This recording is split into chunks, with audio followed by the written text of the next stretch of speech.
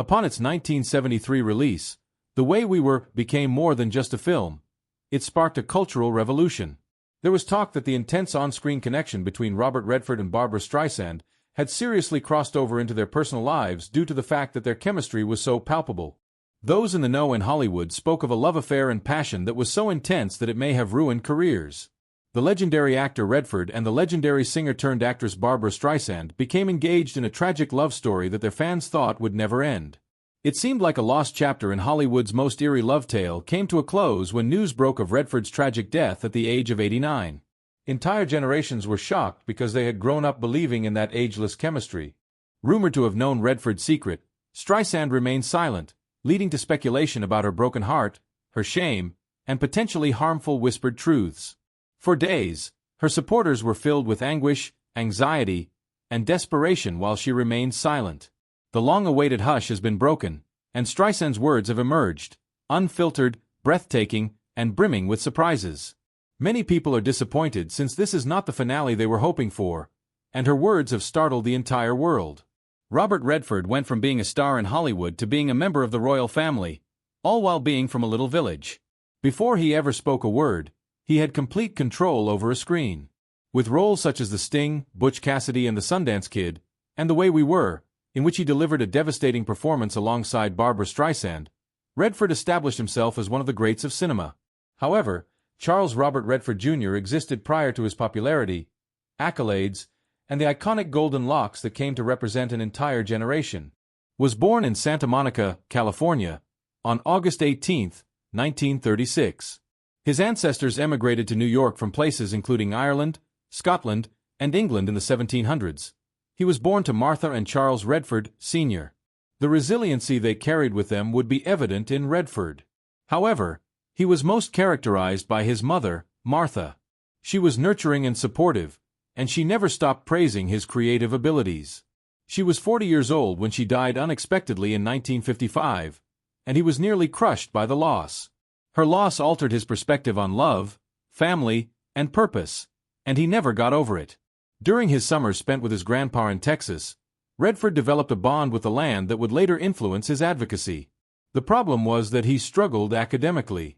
He was the class misfit at Van Nuys High, prioritizing extracurricular activities above academics. Although he contracted polio when he was 11 years old, he overcame the disease and continued to train for tennis with Pancho Gonzalez. He was accepted to the University of Colorado and had graduated by 1954, but his scholarship and enrollment were revoked due to his excessive drinking and carelessness. An apparent setback became an opportunity for fresh beginnings. In search of art and excess, Redford traveled to Europe, where he painted and wandered about France, Spain, and Italy. He returned to New York to attend the American Academy of Dramatic Arts and Pratt Institute. Although he would soon be claimed by Hollywood as a legend, the defiant son of Santa Monica had already rebuilt himself in Manhattan by 1959, this time as an artist. Here is the story of Robert Redford's meteoric rise to stardom in Hollywood. Years before he became Hollywood's A-lister, before Sundance and the festival named after him, Robert Redford was a teenage actor in New York City who was fighting for a shot at a career in an industry that wasn't exactly lining up for him. Achieving fame took time. In 1959, it premiered on Broadway with a little part that didn't garner much attention, Tall Story. After that came Sunday in New York and The Highest Tree. Barefoot in the Park, directed by Neil Simon and starring Elizabeth Ashley, was his breakout role in 1963. In the blink of an eye, Redford rose to superstardom from unknown actor. From 1960 onward, his visage was on every single show: Maverick, Naked City, The Untouchables, Perry Mason, The Twilight Zone, Dr. Kildare, The Virginian, and Alfred Hitchcock Presents. He was proclaimed a future star. His appearance as Charlie Ponce's voice actor in 1962 earned him an Emmy nomination, which bolstered his reputation.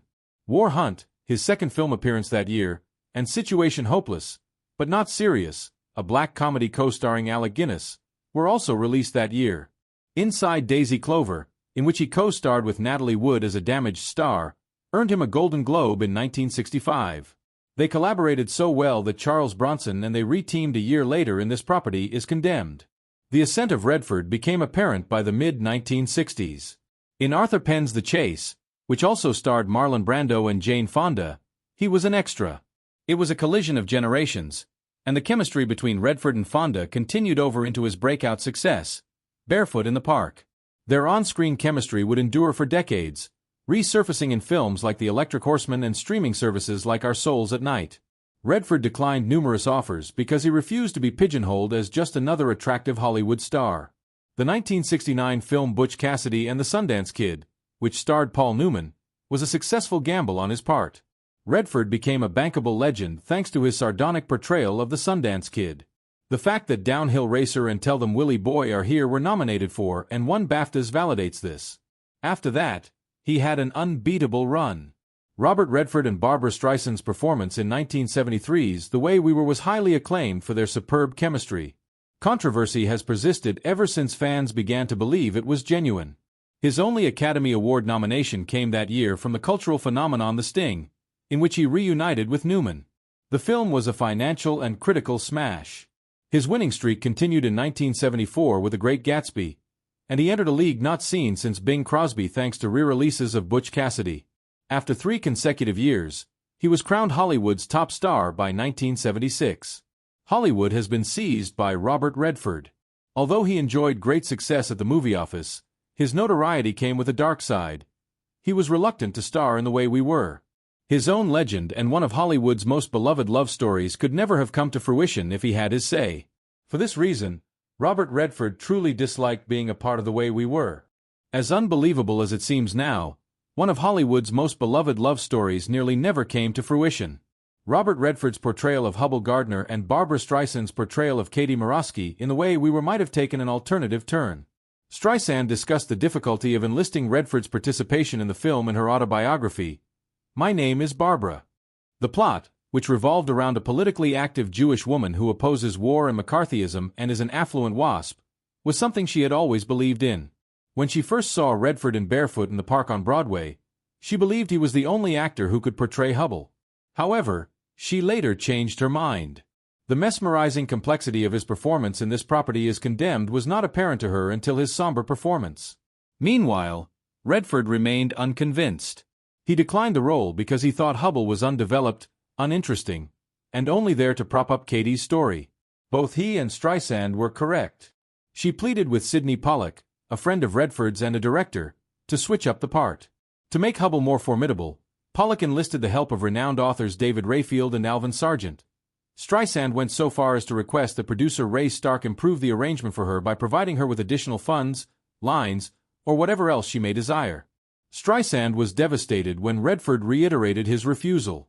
Pollack persisted even after Stark urged her to move on. Redford had given up, according to a telegram that arrived while Streisand was filming Up the Sandbox in Africa. Rewrites that made Hubbell more intriguing and gave the romance more bite were forced by his ironic resistance to give in, but the movie was saved. The Way We Were was an enormous success upon its 1973 release. The public believed the story of the passionate campaigner and the good-natured boys' partnership because they adored it. The film received 6 Oscar nominations, and the title song, performed by Streisand, was the winner. Along with a ton of cash from the box office, the film took home 2 Grammys and a Golden Globe.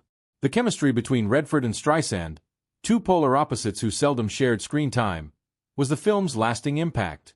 This is the irony. The most beloved love story in Hollywood nearly never happened because it was conceived in the midst of rejection. Robert Redford's love life. Although Robert Redford is best known as an actor, director, and activist in Hollywood, his life story is much more complex than that. Behind the guy who loved profoundly, suffered great loss, and finally found tranquility in his twilight years stood a man whose romantic path had been characterized by devotion, loss, reinvention, and, at last, a partnership that provided him with equilibrium. His meeting with historian Lola Van Wagen in the late 1950s, upon his return from Paris, was the beginning of it all. Immediately falling in love, they were married in a modest ceremony in 1958. After relocating to New York, Redford attended Pratt Institute, where he honed his acting chops. Tragically, just 2 months after being born, their first son, Scott, passed away. Despite the devastating loss, they continued their family with Shauna, James, and Amy. Lola remained loyal to Redford throughout his 1960s ascent to stardom. She was there for Butch Cassidy and the Sundance Kid when their 1969 video went viral, but their marriage took a hit from all the publicity. They discreetly separated in 1985 after 27 years of marriage, maintaining mutual respect throughout. Although Lola remarried, the influence of her Utah heritage was profound, and it was she who encouraged Redford to start the Sundance Institute and Festival. Redford dated costume designer Kathy O'Rourke for a while after his 1990 split from Lena Olin. However, he encountered the German multimedia artist Sibylle Sagers in 1996 at his Sundance resort. She was unimpressed by his fame, unlike other ladies. Instead, they got close due to their shared interests in art and environmental protection. After their 2009 Hamburg wedding, Redford frequently remarked that Sibylle had given him a new lease on life. Through the ups and downs of life, including the loss of his son James, they co-founded The Way of the Rain and remained partners until his passing in 2020. Despite his stardom, Redford's most formative interactions were with the women who had an impact on his life, rather than his on-screen roles. The boundary between his on-screen relationships with Streisand, Fonda, and others became hazy, leading viewers to question how much of the passion was genuine, in contrast to his private affections, which kept him grounded. There was tension underlying the relationship between Robert Redford and his co-stars, who adored him. His most famous co-stars, however, painted a more nuanced picture. Meryl Streep, Jane Fonda, and Barbra Streisand were among them. Even with his beloved girlfriends, Redford's fierce ego protection occasionally got in the way of their relationships. Consider the 1973 film, The Way We Were, in which the on-screen chemistry between Redford and Streisand was undeniably captivating, but the real drama unfolded behind the scenes. Redford was suspicious after Streisand claimed she loved him, according to historian Robert Hoffler. Supposedly, he wore two athletic supporters as a form of self-defense during his romantic scenes. In order to make sure that the bed scenes appeared more PG than passionate, he even instructed Streisand that she had to wear a bikini. As an explanation for his refusal to remark, "It will be better this time," he explained that Redford, even in his role as Hubble, could never be bad in bed. Rumors circulated that they were flirting, but Streisand has just stated that they are friends. Regardless, the tense atmosphere added an irreplaceable spark to their chemistry.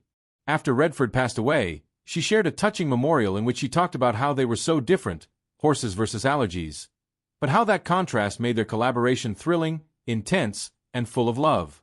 Jane Fonda, who co-starred with him in 5 films, once admitted that she had always loved him, despite the fact that they were married and so couldn't be together. She later said that he disliked kissing, was perpetually grumpy, and even claimed to have an issue with women. At KN in 2023, she acknowledged that she occasionally felt responsible for his emotions, but she continued to describe him as an exceptional human being. Working with her was effortless, according to Redford. The sensitivity that existed behind the friction was shown in their most recent film, Our Souls at Night, 2018. Meryl Streep arrived afterward. It was 1985 when Out of Africa came out, and Redford had already become a legend. He performed a poetic reading as he cleaned Meryl Streep's hair in the iconic river scene. Even though hippos were lurking in the water, she later said, "It was a sex scene in a way, and she didn't want the day to end." His impact on her was described years later when she spoke about him. "He's incredibly receptive, an amazingly good listener. Women find him easy to talk to." Others were in agreement. "He was extraordinary," according to Demi Moore of Indecent Proposal. "Up close and personal," Michelle Pfeiffer famously said, "Until we meet again, my friend." Robert Redford's impact on people was evident even in their off-screen connections. Following the sad passing of Robert Redford at the age of 89, Barbra Streisand decides to speak out. Hollywood lost an icon whose impact will endure for centuries as word of his death spread, not just an actor. Nothing could have prepared us for the one unanswered question: what would Barbra Streisand say? The 1973 film, The Way We Were, had an iconic romance that fans believed Katie and Hubble were actually dating, and it sparked a cultural shift. Rumors circulated as Streisand remained silent for several days. Her followers were heartbroken by her remarks when she finally spoke up. Streisand paid her sincere respects to Redford on Instagram, writing, "Every day on the set of The Way We Were was exciting, intense, and pure joy. We were opposites, just like our characters." Streisand enjoyed city life and made fun of her horse allergy, whereas Redford enjoyed being outdoors. However, they were also united by the traits that set them apart. As I mentioned before, he was one of the greatest players of all time. He was also intense, fascinating, intelligent, and personable. Their final lunch together lingered in her mind like a ghost. Instead of boasting about their past greatness or renown, they discussed art and made a pact to trade sketches. Their link was evident in that brief, tender moment of intimacy. This was no made-up tale. It really transpired. With Redford's passing, her remarks take on the significance of a love story that viewers always suspected existed but were never told the truth about. Streisand commented, "He was one of a kind. Working with him was an incredible opportunity, and I'm grateful for it."